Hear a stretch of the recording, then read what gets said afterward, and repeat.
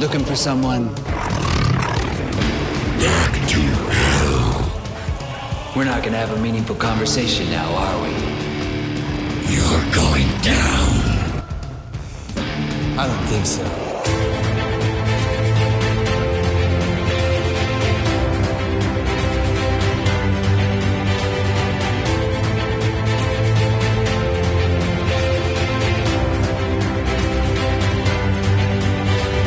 Hello and welcome back to A Stark Contrast, where we discuss the differences and similarities from Marvel Comics to their MCU counterparts. And we are your hosts, Geoffrey and Dai. Hello, and welcome back, everybody. Welcome back. We're back. Time is flying. It is. Why is it always flying for us, I'm Jeff? losing track of everything. I don't know what day it is. Yeah. The days just fly by. I hate making plans. Someone's like, hey, is anybody free? So obviously this is like last month in September. Like, yeah. Hey, is anybody free this day in October? And I'm like, brother. I know. I'm like, I know this is probably the right thing to do to plan this ahead. But I'm like, I don't even know like what I want to. I don't even know if I'm going to the office or working from home tomorrow. Yeah. So I don't know if I'm going to be available. Like me, I'm like, if you did not book time with me in July for October, it's gone. Yeah. Like I'm so booked. I don't hate planning ahead, but I hate committing to something. Yeah. And like, because what if something comes up to not that something that's better than the original plan, but something that's just like, oh, I kind of need to go to that. Right. And it's like, now I have to be like, I can't make it. And then they're going to be like, why? And I'll be like, well, Yeah, exactly right. But needless to say, happy spooky season, Jeff. Boo. You don't love spooky season? Right? I don't. It's not that I don't love it. I just don't. It is not your flavor. Yes. Okay. You're a holiday. You're a Christmas guy. Honestly, I'm like the most neutral person. It's like really? I love the feeling, I love the spirit of it. Yeah. But I'm not gonna go out like I don't dress up for Halloween. Yeah. I don't really You don't listen to Christmas music. I do, but I'm also just like I'm not gonna be the person that's like I'm up at 8 a.m. Yeah. baking gingerbread cookies and have all it. No, I mean I'm clearly I have a bias as I generally like direct to the room where all my spooky stuff has melted into my decor. But speaking of crazy schedules, so this weekend I just wanted to mention I've coordinated for the Natural History Museum of Los Angeles County to be at Los Angeles Comic Con. So if you're listening to this on Saturday, there's still time to come see us at the convention center, and we're at booth 2343. If you want to check us out, we also have a panel on Sunday. Got some familiar faces. Our friend Stephen Ray Morris is joining the panel as well about dinosaurs because that's his bread and butter. Nice. Along with some of our amazing educators and specialists. And so, come stop by.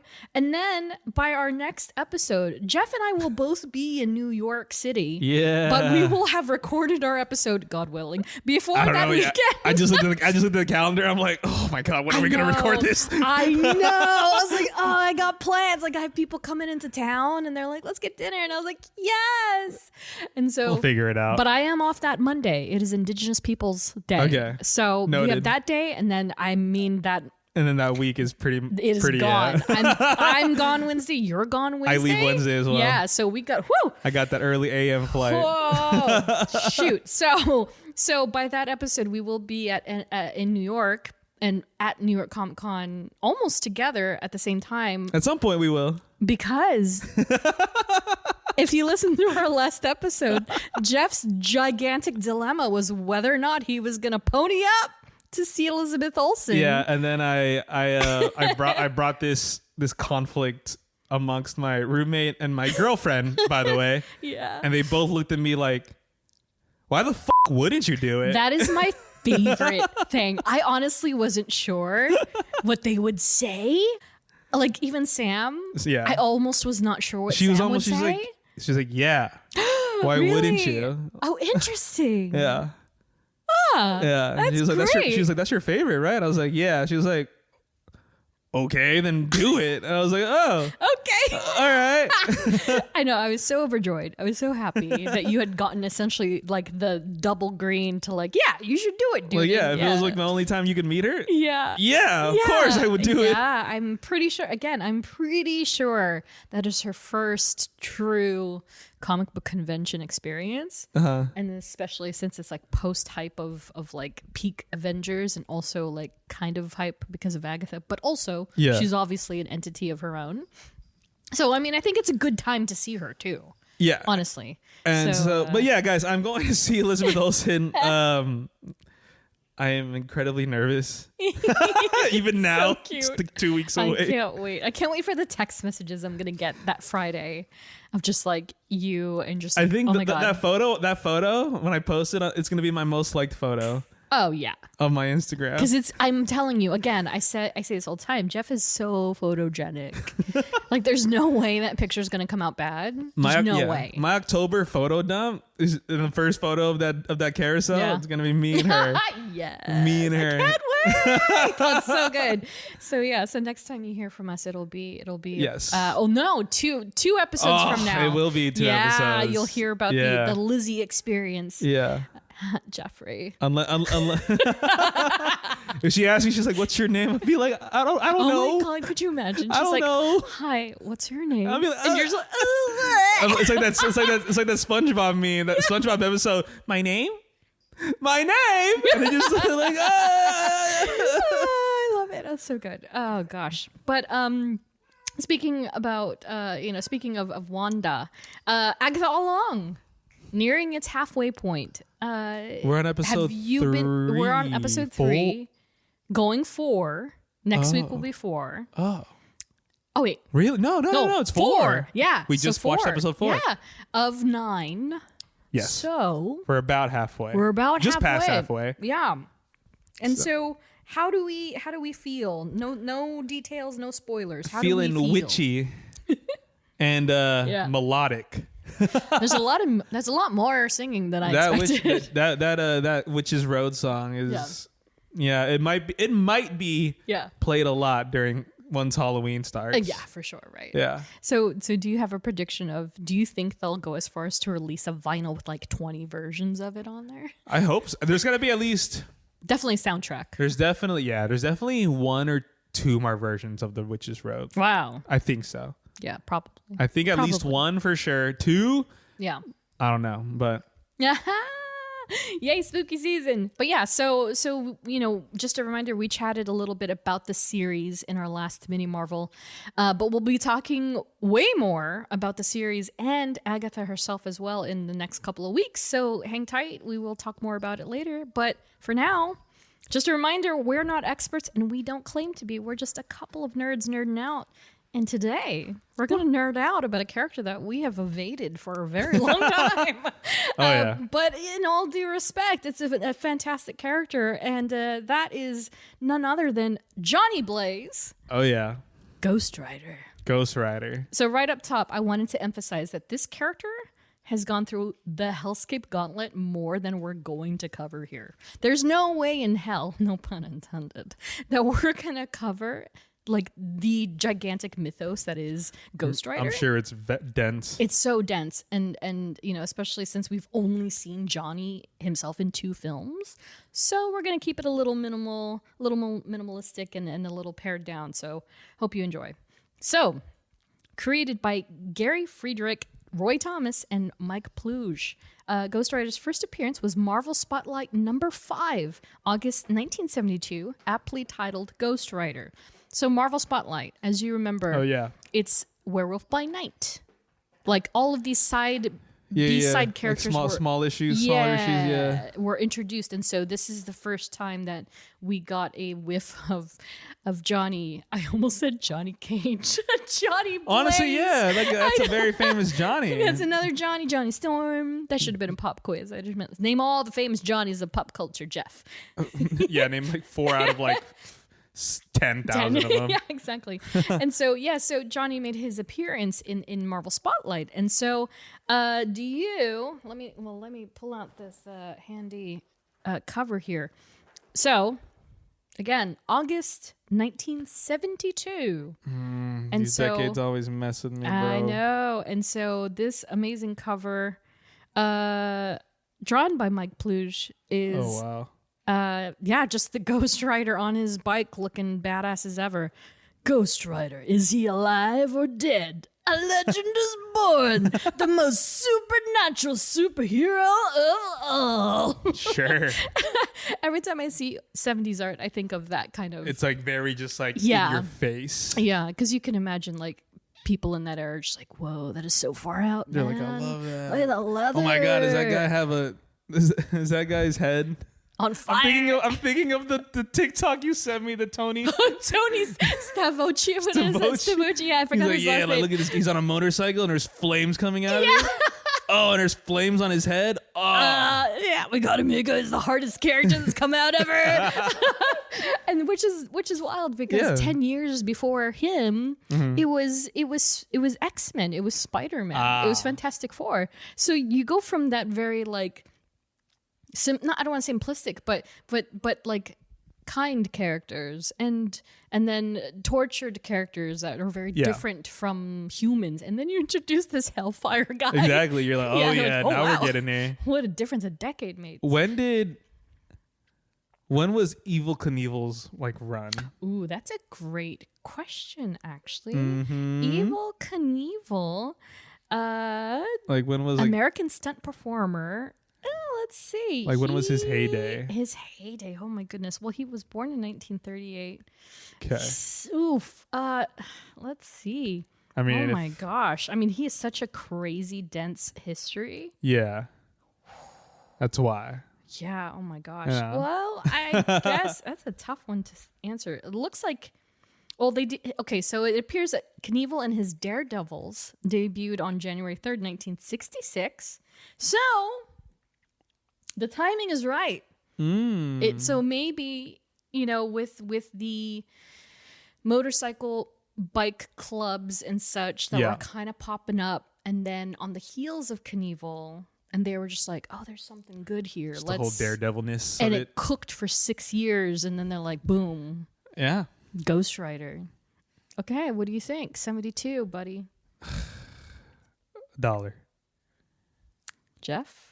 The answer is I put a sticker this time. I'm going to remove the sticker and show you that this issue in its original release cost Bro, these decades are kicking my ass. 20 cents. 20 cents. 20 Wasn't the last centavos. one? It was like in like late 70s. It was Wolverine. But it's just. Oh, again, 1986. 80s. Well, there was one that was like late 70s and it was like $1 or something. It was inflation. And I think it was like late 70s though. It might have been gosh, who was it? It wasn't Wolverine, it was somebody else. But yeah, so early 70s, 20 cents could have gotten you Marvel Spotlight number 5. And if you held on to that bad boy, let me tell you, the highest on short box, CGC 8.5, is going for $2,800. And then there's also a signature gold 8.5 up for $12,000. But that one is signed and sketched by Roy Thomas. So he has drawn a sketch of Ghost Rider on it as well as signed it. On eBay, there's a CGC 9.0 for $5,200. Whoa. It may have sold for less because the best offer was accepted, apparently. So maybe it was a $5,000. Meanwhile, the lowest on short box is a CGC 1.5 that's available for $650. And on eBay, a CGC 2.0 for $415. Huh. Fair market value appears to be $2,000 to $3,000, and then you could get the comic raw, not graded, just in a sleeve for $100 or more. So not too bad. Not too bad, especially for a character for what I perceive as his caliber. But I kind of am attracted to these more non-typical characters. Yeah. So I think he's a big deal. Maybe not everybody else agrees, but yeah, I would definitely pick it up now that I know it can go for as cheap as I know, $100. yeah. Oh man. So this is a question I'm very intrigued about, especially with you. What is your first exposure to this character? Nicolas Cage. No way! Has to be Nicolas Cage. Bro! Man. So given that, I mean, we're going to talk about Nick Cage shortly, obviously. Yeah. But given that, like, how was that for, like, not to get into detail, just give me like a short snippet. Like, were you like impressed? Were you like, this Well, I is mean, cool? in 2007, I was 13 years old. I love that you knew the year. I love that you I knew made the sure I year. knew the year. Yes. I was Yeah. 13 years old. Gosh. So a 13-year-old boy, and he sees a guy riding a motorcycle with a skull of a head and flames on it Yeah. What'd you think? with a chain. Yeah. Yeah, it's just, you're like, oh, that guy's cool. Even with Nick Cage attached to it. Nick Cage is, when did National Treasure come out? 04, Oof. right? Yeah. I love National Treasure. Okay, that's fair. It's like one of my favorite movies. I personally find he is a kooky guy, but I do love Nick Cage. In all due respect, I do love him. that run he was on. Yeah, yeah. Like, oh my god, I was right. It's 2004. Oh my god. Wow, look at you! See, man, it doesn't even need to be Marvel. You're like, boom. Yeah. So Yeah. National Treasure. I'm like, I was fully convinced. I was like, oh yeah, we need to steal the Declaration of Independence. Right. Like there is a map on that thing. That's like not to stray too far into Nick Cage line, but that is like the one movie that people are like, we could go without a sequel, but also we kind of want a sequel, and no one will touch it. Yeah. And I can't remember. It was in the news a bit for a while ago, but yeah, he himself is kind of a national treasure Yeah. in a weird way. Yeah. Yeah. Oh, okay. Interesting. Yeah. So it was cool. Like and you know, we'll get into this because we both recently rewatched the films. But for me, I mentioned it in our Wolverine episode in that it was quite literally my first or second Marvel comic ever because it was a flip comic. So the first half was Wolverine, and if you flipped it over, it was Ghost Rider. So that was like my dead first ever. Like aside trading cards. Again, trading cards are a huge, component of how I know any of these characters, even if I didn't know them as well as I do now. But yeah, that was the first thing. I was like, "Ooh, this is," and it was kind of scary, to be honest. Yeah. No, he's scary. Yeah, I was like 9 years old when I was exposed to this character, and so looking at him, and he was so hellish, and that comic in particular was so dark, and I was like, "What's happening here?" And so it kind of exposed me to like the darker side of Marvel very quickly. Got it. Yeah, and so speaking of trading cards, I have so many. I didn't feel like pulling them out because this handy little book is amazing. I love my little mini book. I picked this up in Seattle during a Marvel exhibition, North Carolina actually, and so. As far as Johnny's bio goes, okay. Oh, you know what? Oh, I just got. Wait a minute. Ooh, this book is messed up. No. It's a picture of Johnny, but the details are Robbie Reyes. So I'm going to have to find a that's interesting. Ooh, they messed up. Whoa, they got me good. Yeah, this is the wrong picture. Hey, Insight Editions, your pocket-sized Marvel book has the wrong Ghost Rider. So give me... I mean, if they can't even tell the difference, I they're just know. like, whatever. Give me a second. Okay. So that literally took me 5 minutes because every card I have is not Johnny Blaze. Wow. Yeah, so that is incredibly jarring for me because it was like not only was the book incorrect, but also I just have a whole slew of like alternate Ghost Riders and Danny Ketch, who we'll talk about later in this show. But I was able to find a trading card that I do not have myself, but it seems to be incredibly old and it has a bio on it. So we're going to refer to that. But for Jeff's enjoyment, Johnny Blaze, aka Ghost Rider, 6'2", 220 pounds. Okay. Lean, kind of like a Gambi. Yeah. Yeah. And so as for the bio, it says, Ghost Rider has superhuman strength and durability, as well as the ability to project and control his mystical flame. He can shape the flame into mystical motorcycle, capable of traveling over water and up vertical surfaces. Blaze is a world-class cyclist capable of seemingly impossible stunts. Doesn't really talk about his background, but that's okay, because that's what the show is for. But yeah, so let's go ahead and get into it.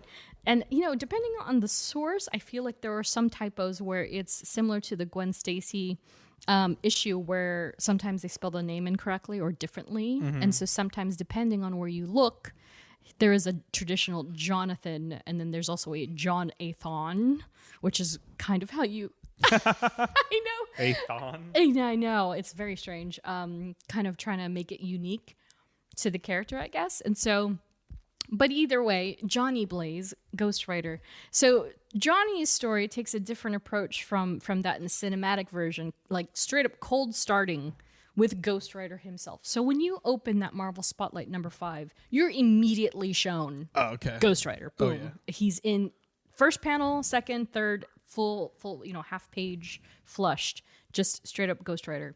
And so he's in this issue, he's like riding around town.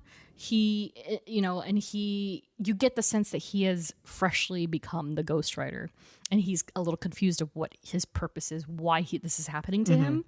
And so he encounters some criminals, which turns into a whole altercation between them. And so it's funny because, like, maybe similar to how you first perceive this character, the criminals are like, oh, look at that guy, his helmet, it's like on fire, it's crazy. And then they like creep closer and closer, and they're like, whoa, those flames look real. And then they're like, oh, it's his face. Yeah. And then they get the bejeebas scared out of him, right? And so they don't realize he's a little flaming skull of a person until they're inches away from this guy. And so what they don't realize is that, the writer has just become the writer. So he is like full-fledged, like baby Bambi, like flopping around like, oh my, why am I on fire? Yeah. And so he's looking for answers, but also trying to hide, because you get this internal conflict that whoever this man was, he's like, I'm a monster. I can't be seen in public. So he's doing whatever he can to get away from the public eye. And so he, in his stress, he finally realizes, oh, it starts to dissipate. It goes away, and he reverts to normal. And he's like, oh, thank God. And so he's no longer this monster. He has reverted back to the man, Johnny Blaze. And so then when they then begin the story, right? So this is kind of a theme that we see carried over in a lot of origin stories, as well as film, where they cold start you're already in it, you're in the thicket of it, and you're like, what is happening? And then, like Deadpool, for instance, Deadpool Wolverine, he's like, okay, hold on, let me take you back. And so they start from where the pivotal moment is. And so, there's this whole thing where, he's what I love about these old Ghostwriter comics is that there's fire everywhere. Yeah. So in every depiction, there's fire. And so when he's thinking back on how this all started, you get this this not mural, but this collage of different images in Johnny's head. And one of them is his father as a cyclist, and he dies. And it's quite, they don't show the death or anything. They show like rip, like Barton Blaze. Like, I don't even know if that's part of it, but it's so simplified in the book that it's like, oh, okay. They don't touch on it much at all. And so Johnny's father, Barton, was a death-defying daredevil on his own, and he worked alongside the great Crash Simpson and his Cycle Spectacular. So they called this group Cycle Spectacular. And so it's kind of like what you would see in a sideshow or a circus or whatever, a carnival, where they're driving around the ring, and then the people are on top of each other, on each other's shoulders, like balancing, while there's a motorcyclist that they're on top of. And so that was essentially Crash and his family. They were this, this carnival act. And so in the aftermath of his dad's death, Johnny is left an orphan. But he and his dad were so close with Crash and his family that they take him in. And so they're like, don't worry, boy, we'll raise you as our own, because this all takes place, I think, in Texas too. Okay. Yes. And so, Crash's wife, Mona, and then this also includes, his daughter, Roxanne. So time passes, the kids grow up. They're like, at that moment, they were I want to say like 10. They were 10 years old. Let's just say that. So time passes. Johnny continues to perform with the Simpsons, which is kind of funny. That's hilarious. The Simpsons, and the stunt act. And he then starts to work with Roxanne in particular. And so in the comics, he calls her Rocky, which is kind of cute. And so, unfortunately, a freak accident leads to her mother dying. And so because he was raised by the Simpsons, Johnny then tells her, he's like, I always looked to you as my mom. My mom, I never, like, you know what I mean? Like she's his mother now. And so he really emphasizes how much he cared about this woman. And so as she's on her deathbed, she then tells him, promise me that you will no longer be in the show. Mm-hmm. And he's like, okay. And so you kind of get the sense that Mona had always felt that Crash pushed Johnny into staying not only in the show, because, after his dad died, he was kind of like, I don't want to do this. Like, this is awful. Mm-hmm. And so Crash was like, oh, but, if you're going to be some son of mine, you gotta be in the show. You gotta do it. You gotta do it, right? And so Mona then, of course, as she's dying, is like, promise me that you'll not do this, because she knows deep down he really doesn't want to. And so 5 more years pass, and then Crash he's displeased with Johnny because Johnny has lived up to the promise he made Mona. Yes. And he is like, okay, I will not partake in the shows anymore. I'm just going to be a mechanic. I'm just going to work in the back end, right? Yeah. And they can do the show, just Rocky and Crash. And so this is when Crash really starts to harp on him, because Johnny he's probably like 18 at this point. And he's like, you're a coward, you ain't got no guts. You don't want to do the show. And so he's just basically arrived at this point of like complete resentment for the kid. And he's still just like kicking his boots. He's like, all right, well, I'm not going to do it. And so Johnny then takes matters into his own hands. And then he thinks, you know what? I'm going to do it. But this time I'm going to do it because I want to. Not because he's telling me to, but because I want to. And so when he is like, ta-da, I am not a coward, Roxanne then is like, oh, Johnny, I love you. Because they even them, they were having... that damsel in distress voice is freaking crazy. It's so hilarious. And it kills me because in the film, every time, and it stems from I feel like a 50s era movie or show where there's like, oh, Johnny, I love you. It's like this very I can't wait till we talk about that first movie because I have thoughts. I have thoughts. Okay, but yeah, so Roxanne had actually, before he started to write again, Roxanne also started to kind of adapt the same. She was also humiliated by the fact that he wouldn't do it. So she started to act like her dad and be like, you know what, maybe my dad is right. Maybe you are a coward. Every 2000s movie. My dad was right about you. Exactly. You're a bad boy. You're a bad boy. You say you're good for nothing. Exactly. Exactly. Accuracy 100. And so that's what really propels him to be like, I'm gonna do it. But I'm doing it for me. Yeah. Not doing it for her. I'm doing it for me. I'm doing it for you, Dad. Yeah, right? Exactly. And so then she reveals her love to him, and then Johnny is like, I love you too, doll. And then it's kind of like awkward though, right? When I was reading it, I was like, this is actually quite awkward because they grew up together as like sister and brother. Sure. I get it. They're not related, but also like they friend zoned each other. And they're then trying to like, make it out of the friend zone. Yeah, and they're like, actually, it's cool. I know, and I'm like, okay, never mind. Sure, hey, it worked. And so after years of trying, Crash finally booked Madison Square Garden. So things are looking up. Johnny's back in the game. They're going to MSG. Mm-hmm. All things are exciting for this family, this trio. And so naturally, this is when Crash reveals that he has a month to live. And he's like, it's so crazy because it's like, we booked MSG. And then you turn the page and he's like, I have 1 month to live. And you're just like, what? Just so dramatic. It's so dramatic. And again, because it's 70s. It's the 70s. And so, and I think this is a little later because, it is as time passes. But yeah, you get the vibe. And so Crash reveals, yes, he has a month to live and he has come down with a disease. And you kind of get the vibe that it's like, oh, it's cancer. Yeah. Because that's what they all have. They just never say the word. They never and can, so, yeah.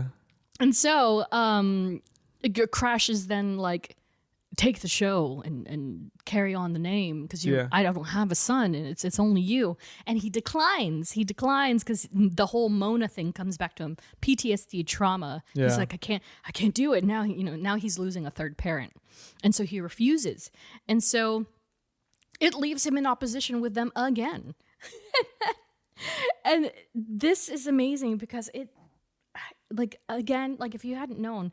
Like, I don't know Ghost Rider nearly as much as I know Spider-Man or Okay, yeah, Daredevil. sure. Like, he is very much an offbeat for me. I would love to dive into more.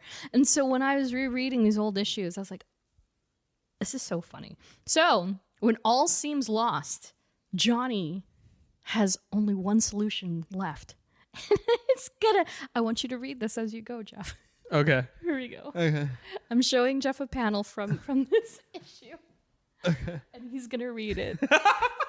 This is Johnny's last resort. But you couldn't go now when they needed you. Still, there was no one you could turn to. No one except Satan! Yes, this is the only way. And even though I'm afraid, that's so funny. Isn't that crazy? You're running out of options and you're like, He's like, I gotta call the devil. Yeah, he's like, but my library of occult books this will come in handy. Like, my guy. That's what? so funny. Isn't that wild? But also, again, take yourself back to 1972, and they're selling this on the like. Oh, I know. Holy crap! I know. The They're like, team must- why are you actively promoting Satanism? Exactly, which is so insane to me. Honestly, I just think it's Like, hilarious. it's so gutsy, and then you kind of think back, like, you know what? Yeah, Stanley he was kind of a mover and a shaker. Like, he really propelled something that was incredibly taboo, and granted, he did not write it. He did not conceptualize this particular story, but he did help push it forward, right? It still says Stanley Presents. And so, like, he's like promoting the occult and Satanism Pretty in a much. weird way. Pretty much. And so, that said, Johnny conjures the devil and begs him to save Crash's life. He's like, I will give my soul to save Crash. And then said devil is revealed to be none other than our favorite. Finally, I know. Mephisto. When I saw in the movie Yes. the name of that, I was like, get out of here. Why does no one talk about that? I was like, Mephistopheles? Yep. It's I was Mephistopheles. I was like, oh. Yeah. So there is a Mephisto. Yeah, there is a Mephisto. And no one talks about it. No one talks. I know. Everyone has been nothing but Mephisto since WandaVision. And he's right there, and no one talks about him. Never seen one reference of like, Mephisto was in Ghost Rider. Right? No one says I didn't see anything. that at all. Wow. So crazy. So Johnny accepts, and then and Mephisto is like, okay, but just know I will be back to Like when I collect. need you, Yes. I need you. And Johnny's like, it's fine, to say it. And so Johnny gets his wish. Crash is saved. But Crash, unfortunately, although he is saved from the disease, he then crashes. Yep. He eats turf. Wow, they literally. He literally, yes, he lived up to his name, sadly. And he died while trying to jump 22 cars. Gosh, After darn. all is said, and after all is said and done, it's not long after that the devil reveals himself once more to summon Johnny's soul bound with an ancient evil demon named Zarathos, now known as the Ghost Rider. So Damn. that's what it all started. And so that, after all that is said and done, that's when they bring you back. And then that's how he just like bursts into flames. He's like, oh my God. And then he became the Ghost Rider. That's literally a spitting image of the movie. It the is. The only difference is Crash is his dad. Right. They just changed some of the components to kind of, which makes sense because, again, the movie was released in 2007. Yeah. So they did with what they will. And so speaking of Johnny Blaze in cinematic verse, portrayed by Nick Cage, aka Spider-Man Noir, who, by the way, speaking of, he is filming this very second He is. Amazon's Spider-Man Noir series, and he was maskless. So We will see. we'll see. It's my favorite Spider-Man. Oh, man. Anyway, first appeared in 2007's Ghost Rider, directed by Mark Steven Johnson, which is wild. You think about this. This movie was released, and then the next year, Iron Man came out. Wow. Yeah, think about it like that. Wow. Because although it doesn't have the Sony logo on it, Ghost Rider is a Sony film. It's just Columbia is the front runner, right? And so if you think about it that way, you're like, okay, so they abandoned the Spider-Man train and then they jumped on Ghost Rider and then like, boom, here comes Marvel Studios fresh out the gate, Iron Man the next year. And so Nick Cage, however, was last seen in 2011's Ghost Rider Spirit of Vengeance, which, I had forgotten I even saw for a second, but I realized that, oh, no, I've seen this. I saw it in theaters for sure. Nice. I saw both in theaters for sure. Respect. Yeah. And so rewatching it, oh my gosh. And so very quickly before we do talk about these amazing films, in his youth, Johnny was part of a carnival act with his father. His dad was a chain smoker, and it's alluded that he got lung cancer and he died. He was going to die sooner than later. And then Johnny made a deal with the devil by blood to cure the cancer, but his dad still died in a freak accident. And it's after that crucial moment that AKA that devil, Mephisto, finally collects and makes Johnny, his Ghost Rider, a bounty hunter for the devil. Yes. And then we come to realize, of course, that this is no standard matter of Satan, but instead Mephistopheles. It's kind of a crazy name. And he's summoned the rider to dispose of his treacherous son, Blackheart. Yep. Yeah. And so let's talk about these films. I love these early late 2000s films. Flavor to them, right? I love it. It's just because it's like there's so many plot holes. Oh, it's like riddle. It's like Swiss cheese. It's so completely random. Like there's not like I'm not asking for a bunch of exposition, and as a viewer, it's like oh, okay, I get it. Yeah. Whenever like we can go quickly through the film. Like it starts off, he's young. Johnny's part of the show with he's like a protege to his dad. Yeah. He's trying to impress the girl, which is Roxanne. And it's like okay, cool. Like there's that. Which portrayed by Matt Long, by the way. Young Johnny. Yeah. Yeah. And then it's like, okay, then he finds out like his dad is sick. And then this weird devil guy just comes out of nowhere. Weird devil guy. Comes out of nowhere while Johnny's fixing his bike. Yeah. Nowhere. Yeah. Literally nowhere. Yeah. Literally nowhere. It was like, I could help. I could cure your dad. Yeah. And he's just like, what can you do for him? And it's like, bro, why are you entertaining this conversation right now? Imagine. Like, you don't know this guy. You have no idea who this person is. And then he's like, what do I need to do? He's like, oh, you got to sign a contract. Okay. He pulls a scroll out. That's weird. Yeah. And he opens it. You're rolling this up. Yep. It's so weird. And then it's like, ooh, blood. And then gets on. And he says, that'll do. And it's like, what? It was literally a drop of blood. Yeah. It's like he got a paper cut and like this dramatic drop of blood falls and it's weird. And he's like, I'll take that. And it's like, what? Wait, what just happened? Like, yeah. Why are you just, this is fine. Like, that's fine. And then it's like, you wake up the next day, you're like, healthy as a horse. Yeah. And you're like, okay, sick. Yeah. Still dies. Yes. Exactly. And he's not even there. Like, he wasn't even in the same room. Like, he was just like, he did the jump, and then Johnny was like, what?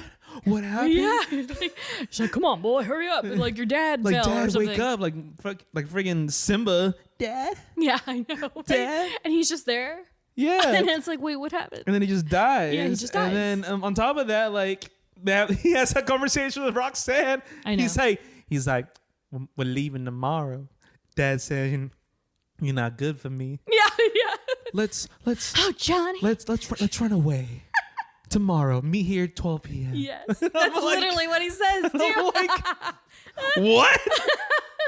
Like, and then our lives suck. Let's just run off. And then your dad dies, and then she's waiting for you. It's raining now. Now it's raining. Yes.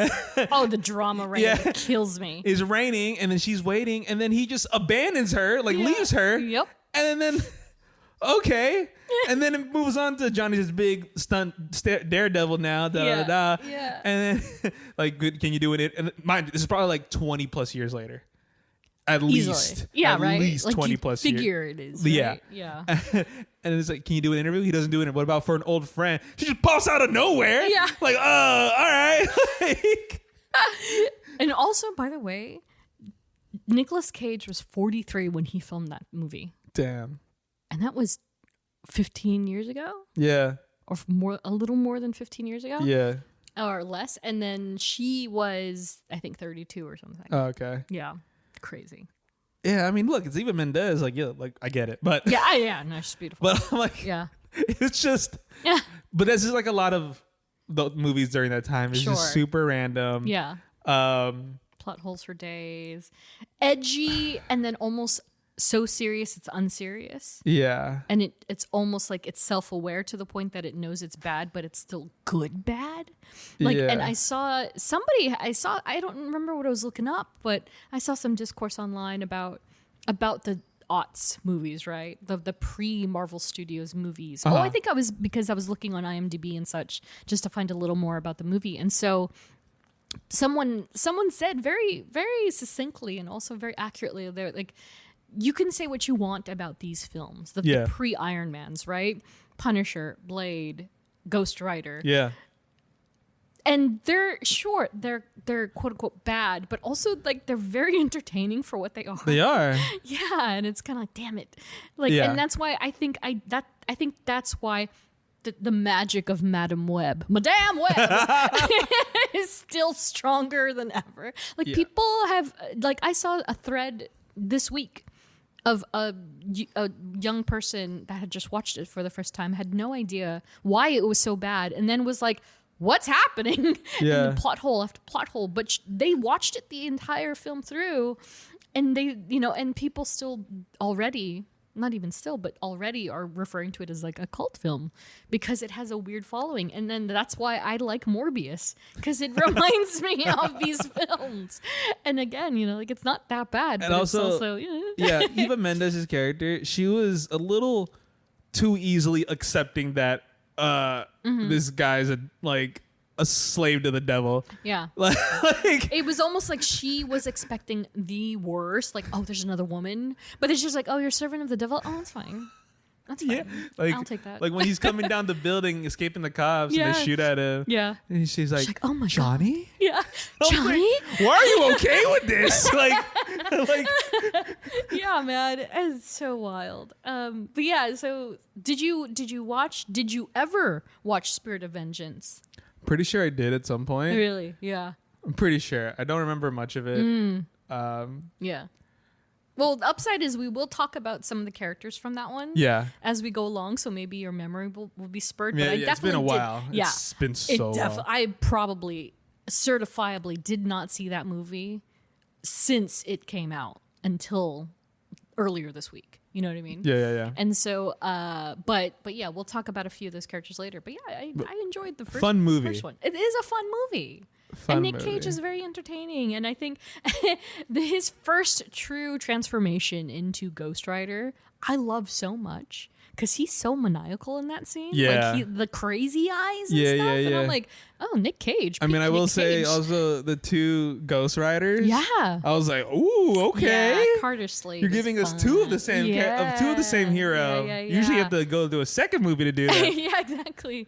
And we got a little bit to say about that character as well. But before we get there, let's check out the aesthetic. And so I grabbed some stills. Obviously, Johnny Blaze, leather jacket, spikes on the shoulders. Oh, yeah. Yeah, very cool. It's very consistent with the comic books. You can't really mess that up. Yeah. There's no messing that up. And I did include Robbie Reyes as well because his suit is also very iconic. And of course, Robbie appeared in Agents of S.H.I.E.L.D., which I can absolutely say far better than me because I had tapered off by that point. But we'll talk about him at the tail end. And so yeah, it's pretty badass, and Blaze is all around a biker's guy's kind of guy. And so again, leather jacket, fitted jeans, belt buckle, boots, whole shebang. And of course, flaming skull and the bony features. And what's interesting is that as much as I thought I liked it wasn't perfect because, they were still working with the head like sinking, right? Like that whole CGI. I mean, it wasn't perfect, but I really liked Ghost Rider in the first film. But I will say, as bad as Spirit of Vengeance is, I almost prefer that look because they kind of gave his skull a charred look. It was darker. Oh, okay. It was a little more realistic too, but I like this first movie outfit more. In the second movie, he didn't even have a shirt on, so you could see like his rib cage and his collarbone and stuff. And I was like, I don't really like that as much. I like the shirt, but I guess they were trying to go for comic accurate.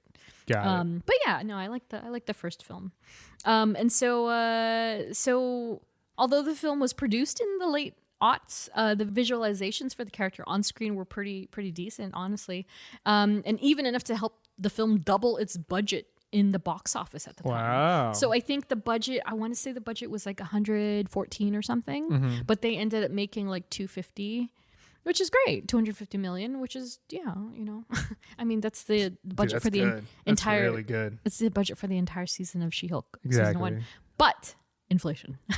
Again. And so, yeah, it actually did well. It, by all means, is a successful film, which is more than we can say for some other ones that have been released lately. Credit to Lizzie Gardner, Bojana Niktovic, who were the costume designers of the first two films, as well as Anne Foley, who brought Philippe Smith's Robbie Reyes design to life in Agents of S.H.I.E.L.D. Season 4. So for powers and paraphernalia, before we get into specifics, I wanted to cover a little bit about Zarathos, the entity that fuels the Ghost Rider. And so, funny enough, I have a card of Zarathos. Nice. Which is like, you know what? I guess I could have read this bio, but it's not too, man. It's not the same. It's pretty decent. So, on this card that I have, it says, after thrashing Centurious in a graveyard battle, Ghost Rider Vengeance and Johnny Blaze faced the powerful demon Zarathos. Instantly recognizing the potential the magic amulet held to exponentially increase the power of its owner, Zarathos demanded it for himself. In a heated clash, Ghost Rider managed to harness the amulet's power and defeat Zarathos, banishing him from the world forever. And so this is probably...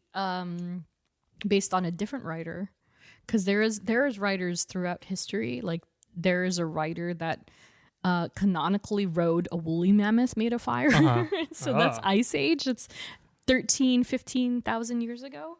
So he's been in the mix for a long time, but Zarathos himself is an ancient demon linked to a mystic relic that is mentioned on the card. It's called the Medallion of Power. And so Zarathos coveted the item and he wanted to use it to take over and dominate realms like Earth. And so Zarathos is also known for devouring souls. And so Mephisto was harnessing his power to conjure the riders. So when you see Johnny turn into the flaming Ghost Rider, it's because he's imbued with the power of Zarathos. So, fun fact, by the way, if Zarathos is a familiar sounding name in biblical stories, Zarathos is an angel and aptly named the Spirit of Justice. And Nice. He was created and sent by God to protect innocent on earth. And so, unfortunately, he was tricked and captured by demons, according to the internet, which is very interesting. So they've kind of amalgamated that story with what the writer's room and the bullpen of Marvel came up with for the Marvel version of this character. And so it goes without saying, Blaze himself is an individual, as a human, has no powers. He's just a normal mutant guy, not a mutant. Not superhuman, nothing. He's just a biker. He's just a cyclist, just a cool guy. But as Ghost Rider, Blaze bears superhuman strength, agility, speed, reflexes, stamina, as well as invulnerability, regeneration, hellfire, literal hellfire, supernatural awareness, dimensional travel, magic, and exorcism. Jeez. And the writer also possesses various abilities related to sin manipulation, aka purging a soul, I know, it's so hardcore. Purging a soul, perception, removal, and or absorption, Soul manipulation, which consists of reading, cleansing, or consumption, consuming a soul, and an ability known as penance stare. That's what it's called. Yeah, he does that in the film, as well as damnation stare, which is particularly useful against demons. And so, like, Jeff just said, it's very much the same on the cinematic live action side. And in addition to those powers, we also see him manipulate the chains as well as change chosen methods of transportation into fiery versions of their natural state. So that's part of their whole manipulation process as Ghost Riders, is that whatever vessel they're choosing to travel on or touch or utilize, it turns into hellfire, which is why there is a hellfire woolly mammoth at one point, as well as like we saw with Carter Slade in the first film. Yes. His horse turns into flames like the Headless Horseman. It's just badass. All of it is so badass. So family, friends, and affiliations. For Barton, Blaze, and family. The funny thing about Barton and the rest of Johnny's family is that an abundance of it had been retconned over time. So as recent as 2006, Barton's fate panned out in more detail, leaving a family behind. So initially, his mother was implied that she had just left him and his dad. Then his dad died, and then he moved in with the Simpsons. However, in 2006, they reintroduced the story, and that once Barton died, his mother was still around, as well as 2 siblings. So he had a full-fledged family. And so what's messed up is that when Barton died, the mom looked at Johnny and more or less blamed him for the dad's death. And so quite literally one morning, his mom and his 2 siblings were there. The next day, they were gone. They abandoned him. So he was left alone. He was orphaned. And so Barton Blaze on the cinematic side was portrayed by Brett Cullen in Ghost Rider. The posters all said "amazing blazing," and Johnny, and so he was Johnny's father and partner in crime when it came to their stunt work for Quentin Carnival. And not much else to say other than what we just said earlier, is that he just, they kind of put Crash and Barton together for the movie, and then he died. Just straight up died. Oy vey. Healthy as a horse, dies. Yeah, exactly. Oy. Saw that coming. I know, man. And so that brings us to Carter Slade.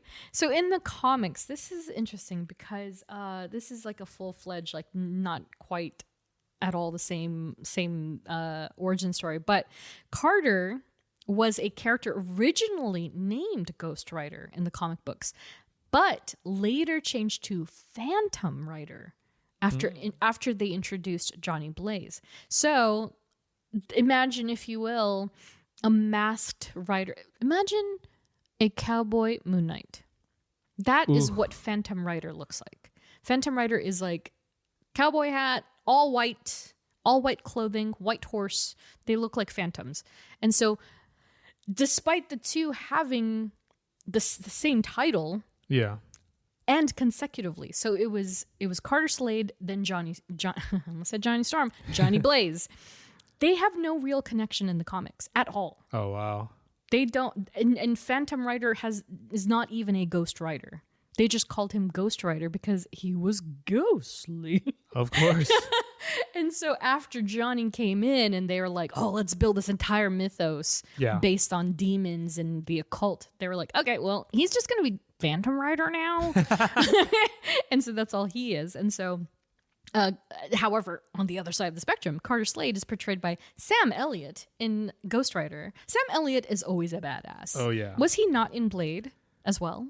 He might have been. I forget. I think I'm confusing him with Whistler. I don't remember if he was Whistler or not. But everything that Sam Elliott is in, he's like the bad boy cowboy that's like spitting tar out of the corner of his mouth. Exactly. Always. And so I liked what, even if this character wasn't accurate in the film, he portrayed him so amazingly. And he's only in it for like a fourth, if even that. Probably 6 minutes of screen time total. But he played a pretty pivotal role in the first film, introduced as a cemetery caretaker. And then it was later revealed that Carter was the writer that acquired the contract of San Vengaza. Vengaza. Yeah, known for its possession and control of 1,000 dark souls. And so again, although his presence is minimal, he plays a pretty sick character, Western rider, complete with the ghost horse. Ugh, Yeah. so cool. I know. Like, I was like, ooh. yeah, that's one of the things I remember when I first saw it in 2007. I was like, that's dope. Because it's like the horse, like it just goes. I got one more ride in me. Yeah, it's so cool. And it kind of made me sad in retrospect because realizing that there is no Carter Slade of that nature in comics. I was like, man. Yeah.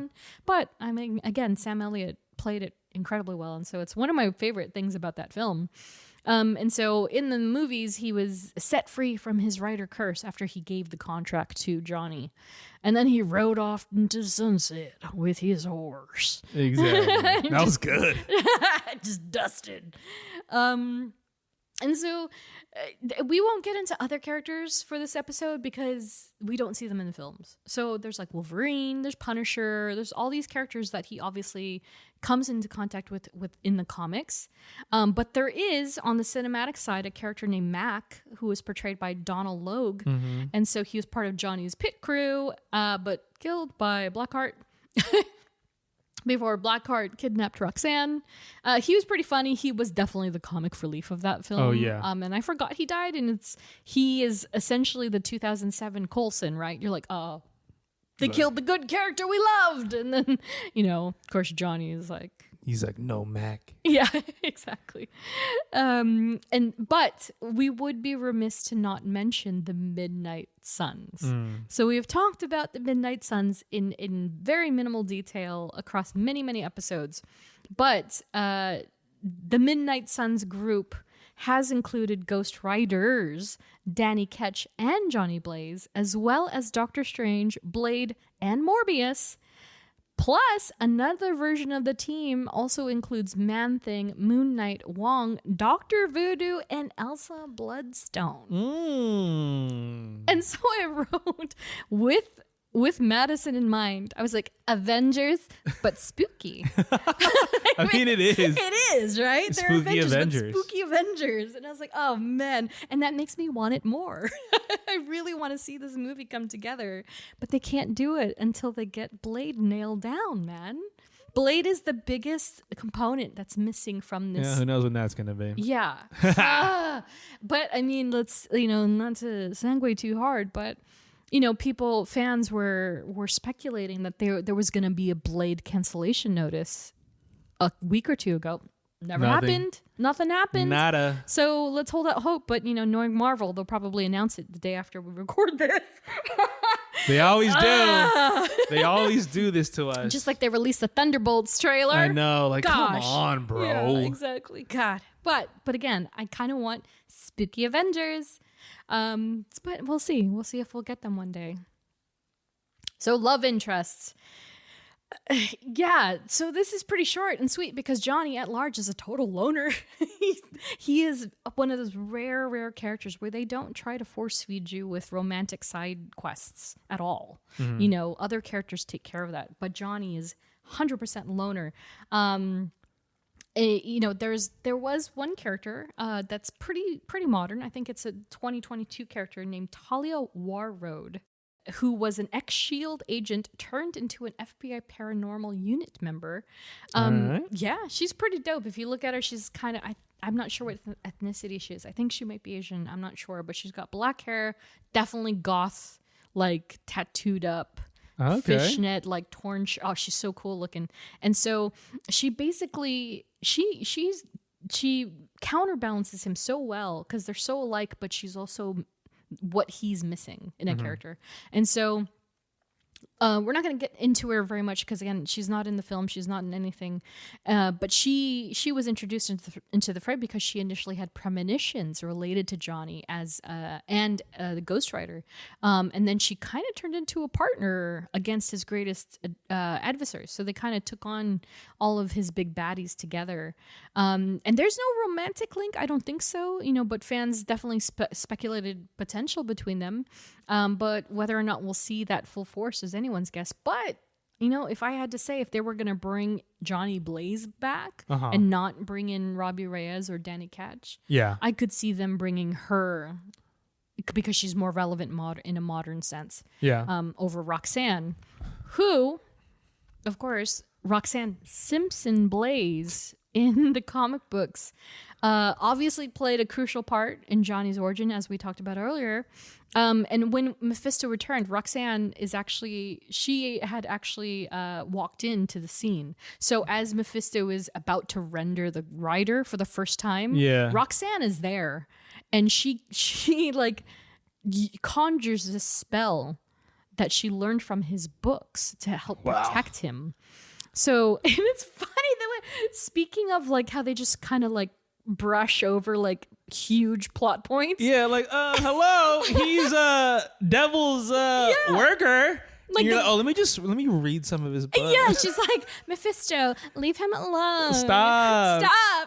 He's had enough. And then it's and it's so funny because in the panel, like I can't quite remember the dialogue, but they're like embracing after Mephisto has left. Yeah. And he's like, Rocky, how did you do that? And she's like, oh, well, you weren't around. I was reading your occult books and I learned some spells and a protective one came. Like, she like did it. It's like, she just like, no big. I just read your occult books to save you. That's toxic. That's a toxic. What? Like, oh my God, you learned a conjuring spell for me? That's crazy. I know.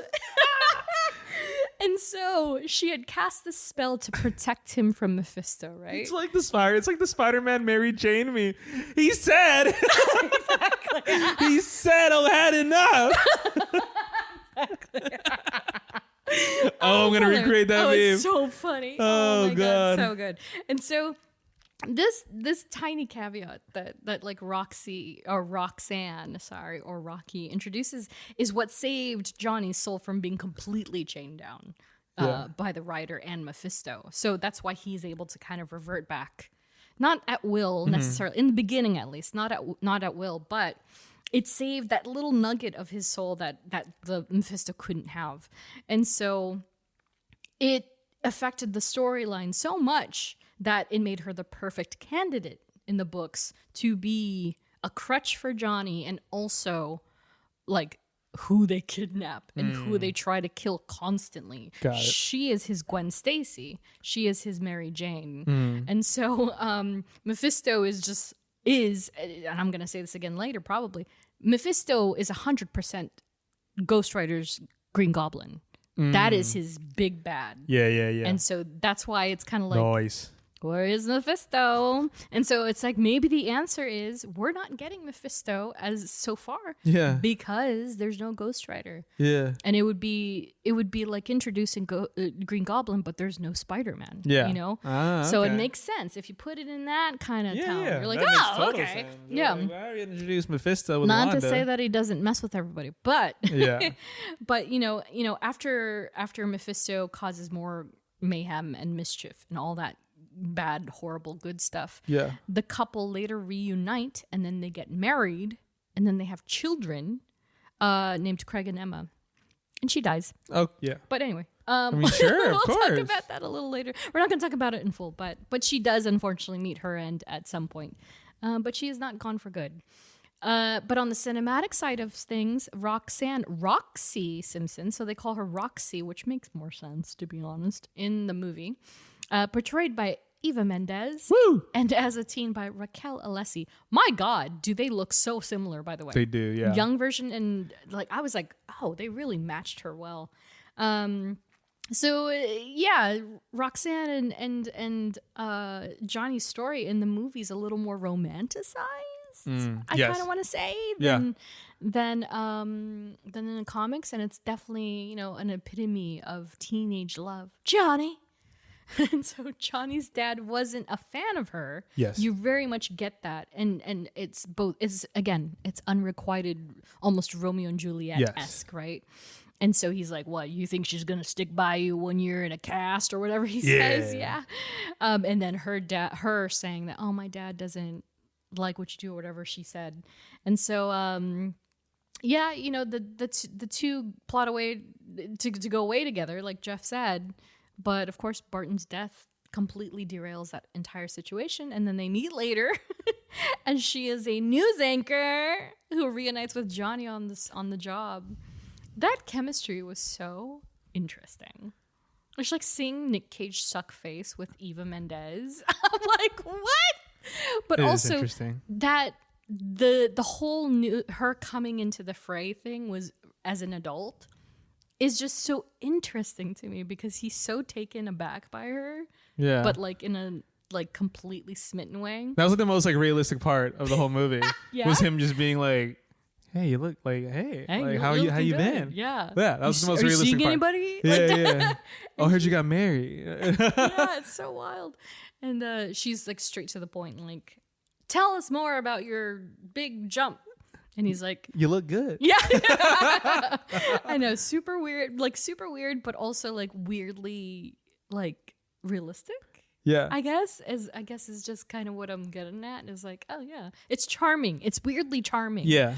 They played it off well, and so, like in the books, she becomes the target of writers' opposition, and together they overcome all the villains in the first film, and she absolutely did not return for the sequel. Yeah. Which I assume is because the sequel not only came out in 2011, but also I think she was like caught up in like Fast and Furious by then, right?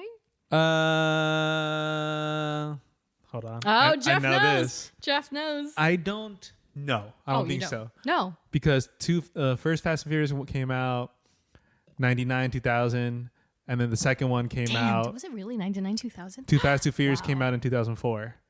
Oh. And that's the one she was in.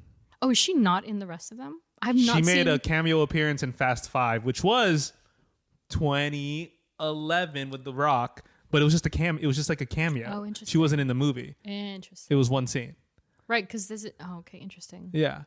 So maybe it was just because. Was she not in the X one or whatever? 10? Fast 10? Whatever. Whenever they did the weird CGI with Paul Walker's face, was she? Wait, did they? Because I've only seen the first movie. Don't hate me. No, But good. didn't she and Paul Walker get together in the films, or am I mistaken? That? They were like love interests in the film, but I was just in Too Fast. Because he had a family in the end of that weird CGI one. Yeah, but it's not. That's Oh, not. it's not It's her. not with her now. Oh, interesting. Okay. She was Well. in. I mean, this is Hitch in 2005. Oh, Hitch. That was 2005 though. Yeah, that was 2000. That's pretty I think much. she may have retired by then, maybe. She was. Oh my god. No, I was she did the right. 2011 Fast 5. Oh my god. What is your movie knowledge? Oh my god, you're an IMDb. Interesting. Yeah, I well, think she didn't She retire. did. quite Oh, she was yet. in The Other Guys. Oh, interesting. Remember? Okay. You saw? Have you seen that with I Mark think I Wahlberg and have. Will Ferrell? Yeah. Yeah, and it's basically Yeah. like she's married to Will Ferrell, and Mark Wahlberg's like, okay, yeah, who's this? I'm his wife. Yeah. I'm Will, and he's like, yeah, all right, what is this? So she did that. When did she do the film with Ryan Gosling? Because that's the one that propelled their relationship. Which one was that? I don't know what it's called. Oh my god, I The know Place some- Beyond the Pines. It is The Place Beyond the Pines. Yeah, maybe. When was Yes, 2012. that? See? There it is. That's why. Mm. Because she was doing that film. She was probably filming that film. and I mean, was it's like, yeah, kiss Nick Cage or meet my future baby daddy. Exactly. And it worked out for her. It and did. then I think she retired after that one. Yeah, not retired. she's not but, doing you know. much. Yeah, Yes. she's not doing as much because she's a mommy now. Yeah, and then she was like, Yeah. like, here, Ryan, you have a career. Yeah. Basically, yeah. Yeah, pretty much. No, she's great. So yeah, that makes total sense why she didn't return. And they don't even talk about her at all in the second film. She's not even mentioned by name once, which is kind of wild. And they did kind of do a soft reboot in a weird way because even the scroll signing scene was rewritten differently in the second film. Oh, wow. Yeah, I was like, okay. So they tried to change it up. And also, what's wild, I do prefer the first film again because in the second film, I forgot it was a 2-name directing team, but it gave some hard Sam Raimi vibes. Hard Sam Raimi vibes. Like very much Evil Dead attempt at the film, and it didn't quite work for them. But yeah, she is erased from that existence. But who knows? Maybe we'll see her again if they bring the writer back into the fray. But till then, that's it for Roxy. So, notable adversaries. There's so many. So I'm only going to talk about the ones that are in the films. We're starting with Blackout. So according to Wikipedia, Blackout is a quote-unquote professional criminal who can create light dampening fields that negate all visible light in their radius. He's extremely sensitive to light and possesses metallic teeth and nails. Ooh. So that's interesting because it almost feels like Mr. Negative. Dr. Negative. Mr. Negative. It's almost like Mr. Negative from what I understand. But that said, he is incredibly different in the comics than he is in the film. And so in the comics, he battled not only Johnny, but also Danny, who we've mentioned a few times by now. And Blackout also very much comes across as one of those secondary villain types. Not quite a stilt man, but not a Green Goblin. I had to say it. Sure. But in the film, Ray Kerrigan, aka Blackout, is portrayed by Johnny Whitworth in Ghost Rider: Spirits of Vengeance. And it is very notably loosely based off of the comic book version. They were just like, it's just a name. It's not really the character, but, whatever. And so in the film, he was a merc drug dealer that Mephisto then transformed into Blackout to pursue the writer.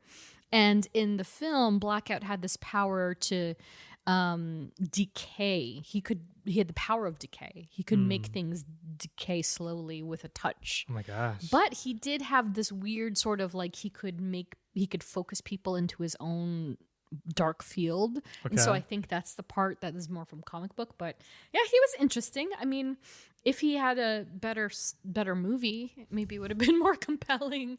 But he wasn't a bad character, but he did go down very easily. Like it just took one actual headshot and it was over. And it's like, why didn't you do that 40 minutes ago? Yeah. Type of deal. But it was interesting. And then somebody who was far more interesting that maybe we'll hopefully get to talk about at length one day is Blackheart.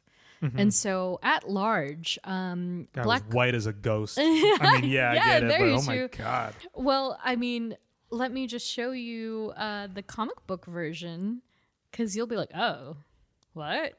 This is the comic book version. He's an actual like black-hearted being. Oh my God. That's just all black. That looks scary. Have you, because I know you haven't played the video games, but he's a huge character in the Capcom games. Oh no. Yeah. Haven't. And he's like, you have Ryu, who's this big, and then Blackheart is literally up here. Okay. And he has the power, like he has the powers that he does in the comics. And so, Blackheart comes into the mix in the comics with Johnny, with the resurrection of Roxanne, who returned from death as this entity named Black Rose. And so imagine that. Imagine what you just saw, but it's more of a crimson red feminine version. So they resurrected her after she died. Blackheart brought her back just to mess with Johnny. Yeah, and so she's this very demonic looking entity, faceless too. She has no mouth, no nose. She only has eyes, and she's spiky and weird, and she was capable of forming these thorns. And so very, very much like Blackheart himself. And so, as we mentioned above, Blackheart is the son of the devil, aka Mephistopheles. Mephistopheles. It sounds like Mia Thermopolis. What is that? The Princess of Genovia. Oh my gosh. That's why I was like, why does Mephistopheles sound so...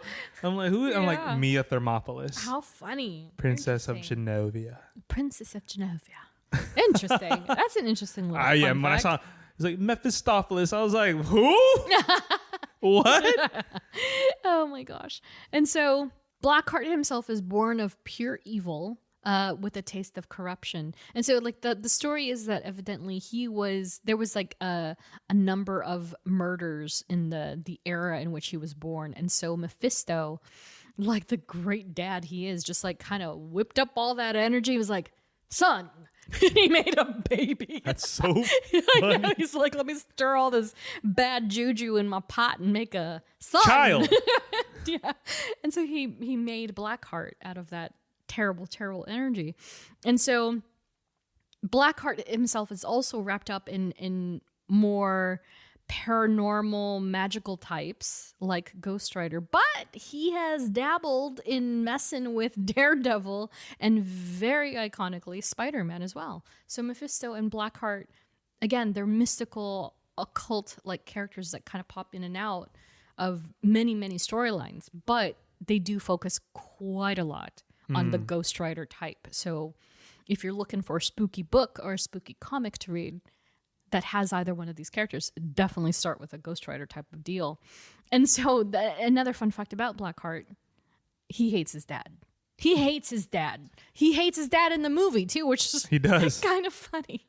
And so he just hates his dad. He wants to rule hell. He wants to be number one. So even at the expense of his own father, which is funny because Mephisto would kill him no quicker than, vice versa. They both hate each other. But it's very interesting. It's kind of one of those scenarios that Mephisto thought he was going to gain a minion, but really he made himself an arch nemesis. Mm-hmm. And so on the cinematic side, Blackheart is portrayed by Wes Bentley in Ghost Rider. Perfect candidate. Wes Bentley looks like a werewolf man. Yeah. Like by nature. So great candidate, but he is like pale white as a ghost. He looks like a vampire in that film. He does. Yeah, and so I knew Blackheart enough when that film came out that when he came on screen, I was like, when is he going to transform? And he never does. Yep. Never does. But in the films, he and his minions, Gressel, Wallow, and Abrigor, portrayed by Lawrence Brules, Daniel Fredrickson, and Matthew Wilkinson, respectively, bonded together in search of the contract of San Mengaza, and then they wanted to unleash hell on Earth. That's a tale as old as time as far as these guys go. And much to the dismay of Blackheart, however, his father summoned the Rider in hopes of eliminating His son. Blackheart. Yeah, from the pursuit of domination. So he was like, I'm gonna create a Rider. Oh, he hates me. I'm gonna create a son. Oh, he hates me too. And then he's like, Rider, kill my son. And then Rider's like, I'm gonna kill your son and I'm gonna kill you. So they're just like a trio of pointing Spider-Men. It's just like, gosh, man. It's so funny, and it's again Sony captures it so beautifully in its mess, in its plot hole So mess. hilarious. Yeah, and so Rider went toe to toe with Blackheart, now known at that time as Legion, because he took in the souls into his own vessel, if you will, and so he absorbed the contract, and then Rider then uses the penance stare, and what does he say? He's like, guilty. Oh yeah, he's like guilty. Yeah. You will I now love feel the that. souls of all It goes so whatever. hard. Yeah, I was It like, goes oh my so god, hard. this is kind of scary. It's I can't so lie. scary, and his voice also to compare the two films, his voice is 100% scarier in the first film. Like Oh, that's not. really? I don't know that that's Nick Cage at all. In the second film, you kind of get the vibe that they use Nick Cage and just put some, like effects on him. The first one is, if that's him, I will be very surprised because he was actually quite scary. All And right. so, so he used the penance stare to disarm Blackheart into submission and just like rendered him a shell. He is soulless shell sent back to hell. And then that brings us to Mephistopheles. Mephisto. And so, easily said, again, greatest enemy of the Ghost Rider. And so there is a literal list of chapters of all the characters that Mephisto has messed with. Dude, I'm sure. Right? Like you go down the line, you go scroll down, and it's like in an alphabetical order. It's everybody from Ghost Rider to Scarlet Witch. Guys like, just bad. Everybody. Yeah.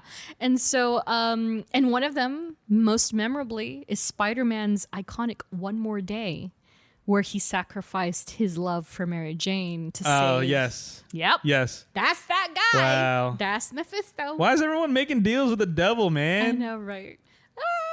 Could you imagine if they folded that into Spider-Man 4 and that's how they introduce Ghost Rider and such? Wow, Wow. it would be insane. I know, it'd be wild. And so what can we say? He's a meddler. He's the devil. every single The devil. the devil.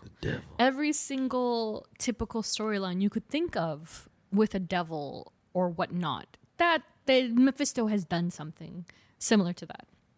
And so Mephistopheles, in the film, first portrayed by Peter Fonda in the first film. There is two. Wow. He was We got two indeed- versions of Mephisto. Two versions of Mephisto, because he was portrayed by, I'm not sure if this is how I pronounce his name, Ciaran?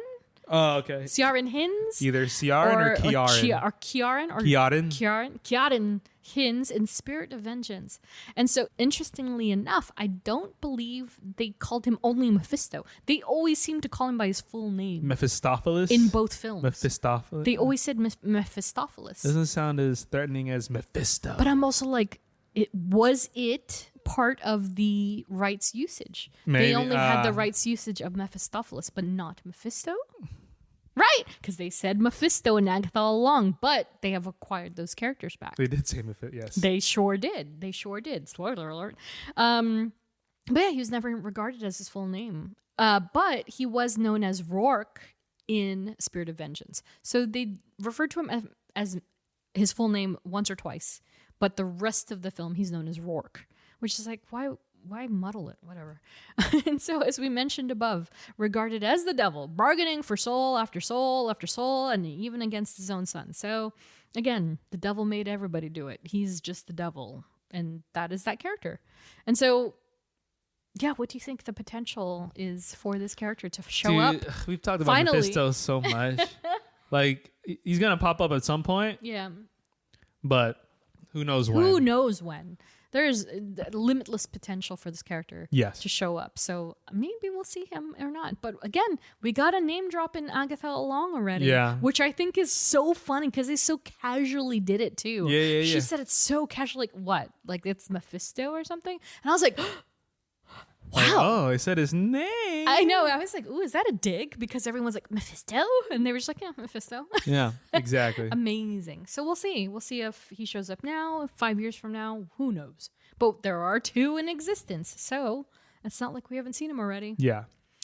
So when it comes to other versions and other media of Ghost Rider, the following that we're going to talk about aren't variants necessarily. They're just others who have been cursed to be riders, or better yet, spirits of vengeance. And so the first one is Danny Ketch, who apparently is the only rider I have trading cards of.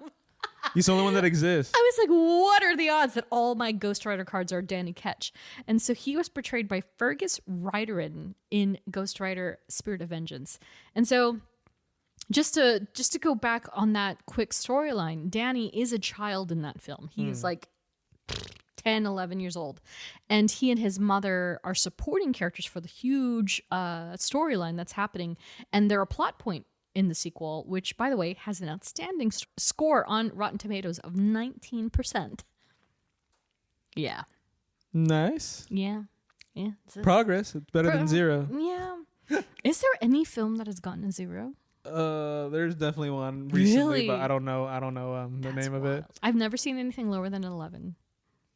Oh, you're in for a treat. Oh, no, I'm curious. I want to look. No, you go. Yeah. Yeah. So in addition to Johnny, Danny was one of the handful of writers in Marvel Comics history, joining Alejandra Jones, Michael Badalino, Kushala, and a guy named Robbie Reyes.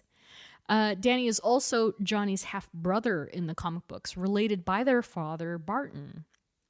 So maybe we'll get to talk about him one day. We'll see. But I did not want to let you go an episode without one pop quiz, especially when it came to our boy Ghost Rider.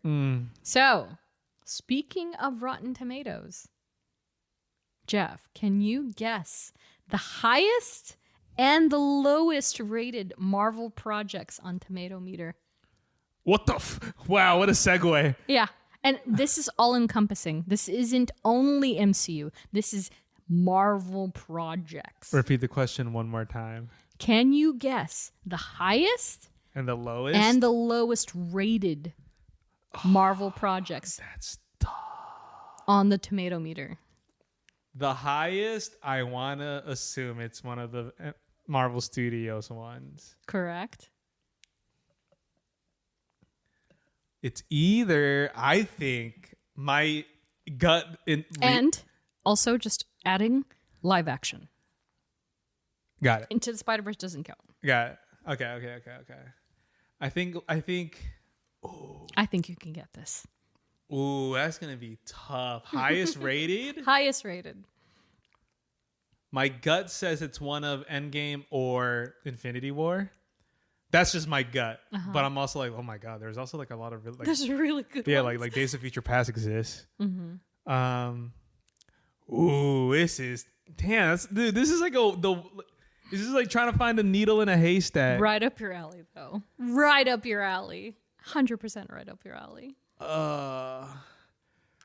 And my gut reaction for worst, it's like Origins or the most recent Fantastic Four.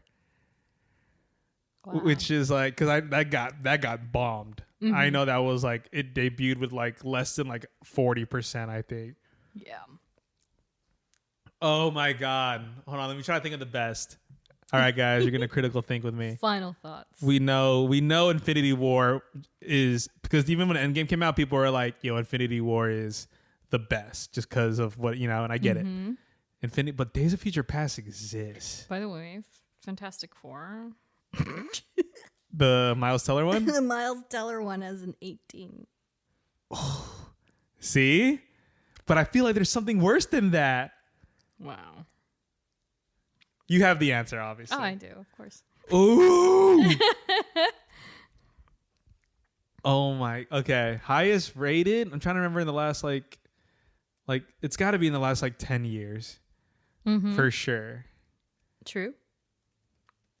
10 years. Is that over or under? Because Days of Future Past came out 2014. So that's 10 years. Like, is that exact? Last 10 years for sure. Less than 10 years? Less than 10 years. Guys? You Guys? can do this. You can do this. I know. Oh, my gut says Infinity War because it was Let so me- freaking good. Let me add one more hint. Both films have come out in the last 10 years? Wow. Yeah. It's like that. Okay. People hated Love and Thunder. But also people hated Morbius. And people hated Madam Web. Yeah, they did. But who hated... Who hated what more? Which one was hated more? Morbius or Madam Web? Like Morbius just became like a cult, like just like pop culture, like Yeah. punching bag. Which doesn't make it... Well, because people are messed up and they think it's cool to hate on Jared Leto, Yeah. which I don't unfortunately. agree with. Yeah. But it is what it is. Oh my... Oh God. Dude, You can do this, Jeff. Come on. I know it's not Endgame, but like I'm very torn between Days of Future Past and Infinity War, just because Days of Future Past was such like a breath of fresh air for people, and we're like, oh my god, this is the best thing, Yeah. like best Yeah. X-Men movie ever. Sure. Okay, I'm just gonna go Infinity War, and then I'm gonna go as the best, highest rated. Wait, but but Black Panther was also like really good. Oh my god. But damn, people also hated Captain Marvel. Like just for no reason they hated Yeah. it. So they review bombed it. Yeah. Yes, they did. Bro, this is hard. Wow. Yeah. I'm going to go Madam Web as the lowest rated just cuz like it never reached a positive point. Like so I'll Okay. say that. Okay. And then for the highest rated? Uh-huh. Oh my god. Come on, Jeff. Let's go. Endgame, Infinity War. I know for sure it's nothing in phase 4. Yeah, no. That I know. Yeah. So within 10 years, but nothing in phase 4. So anything pre 2021. Final answer, Jeff. Oh, Infinity War. Man. You got half that right. Ah, And you said the answer, which makes it even worse. it was Days of Future Past. Nope. No? So, according to Rotten Tomatoes, Okay. the highest rated Marvel property project is with 96%. Okay, I was only thinking like Highest 92. rated. Yeah. Is Black Panther. Whoa! Yeah. The first one. Yeah. Endgame and Infinity War are both like 92, 94, I think. Black Panther edged them out that much. Because man, I was on the right track. Yeah, you were. And then, of course, the lowest, because even Logan has 91, 93. Yeah. Just FYI. And Logan, I feel, is top tier. Yeah. But again, I love me some Black Panther, so I can't even question that. But the lowest, which you said, was indeed Madame Web. Yes. But 11%. Yeah, I knew it was low. 11. I knew it was low. Oh my God. Oh, that's awful because thankfully, and I say this thankfully because obvious reasons, but Morbius has a 15%. Still over her. Yeah. But the audience rating is 71%. Yeah. Not bad. Yeah. That's kind of in Captain Marvel land, which is wild. Yes. Captain Marvel has a higher critics rate too. Oh, really? Yeah, it's a little higher. But yeah, I was like, okay, good. Like people need to stop pooping all over Morbius. I'm tired of it. Wow. But Madame Web. I almost forgot dude. how beloved Black Panther was when it Yes. first came out. Oh, I still love it. So now to I'm this like, day, yeah. I was like, oh, that's why I was like, oh my God, the Black Panther. It's Black Panther. But I just thought of like generally, I was like, oh, Infinity Wars, really. But Yep. that makes sense though. Yep. Damn. Well done though, Jeff. That's pretty good. You the fact that you mentioned it is astounding. That's so My great. knowledge is vast. Yeah. Oh man. Okay. And so with that said, the last thing we're going to talk about very quickly is Robbie Reyes, portrayed by Uncle Tommy, aka Gabriel Luna, in season 4 of Agents of S.H.I.E.L.D. And he appeared in 10 episodes. So again, I fell off. I have seen clips of Robbie and I meant to watch like a full recap of him in the show. But from what I understand, he was incredibly well received. Yes. And he was incredibly well portrayed. Yes. Like, I know that some people were like, oh, he's maybe could have been a little younger, but I get why they I get why they used Gabriel because he was perfect from what I could see. Yeah, from what I remember watching Yeah. that season, because I watched it in its full succession of like he's like battling with like becoming the writer, and he was just like, but and he had that sick car. yes, Right? Yeah. yes. Well, it's funny because I was at the season 4 premiere of Agents of S.H.I.E.L.D. yeah. and they had it at the on display. Grove. They Nice, had it at the Grove. nice. And they brought the car out.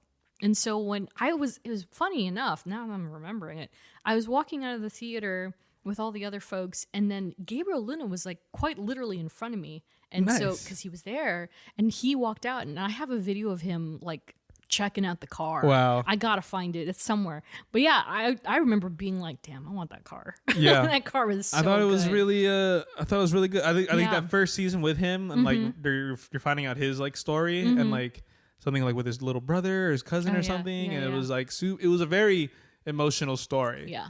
Like very grounded, and I Yeah. remember being like, oh, this is really good. Like 'Cause he even was though I doing know it this for is an family. Agents of S.H.I.E.L.D. Yeah. like storyline and Yeah. how they intertwined it, you're like, oh, this is a really good Well, portrayal. I stand by the notion that season 3 on were really great. It's just that I think it was 5 that maybe it started to dip, or after Yeah. Robbie had left, that's Yeah. when it started to get weird again. Yeah. And so, but the last season was also really great. And so, yeah, Agents of S.H.I.E.L.D., man, like It went on for a long back. time. Yeah. A very long time. And I definitely want to go back and watch all of Robbie's episodes. 'Cause Yeah. I just heard he was so good. But that also, unfortunately, the Ghost Rider effect cost so much for the show that's why he could only be in it for so long, because they just didn't have the budget for it. But go figure, you know. So Almost was This is so crazy to me, but not so crazy, to be honest. Believe it or not, Nick Cage was the only actor Sounds about right. considered for the role I believe at the it. time of his casting.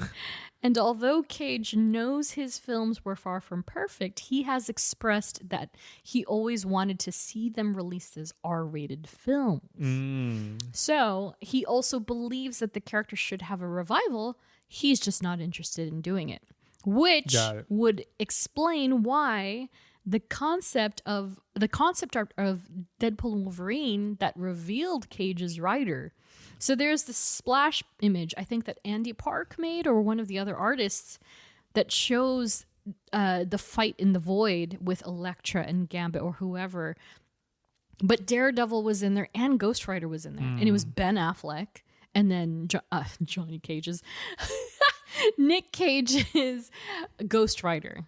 And so maybe that's why he ultimately did not come back, because he doesn't want to do it anymore. He has separated himself from the character.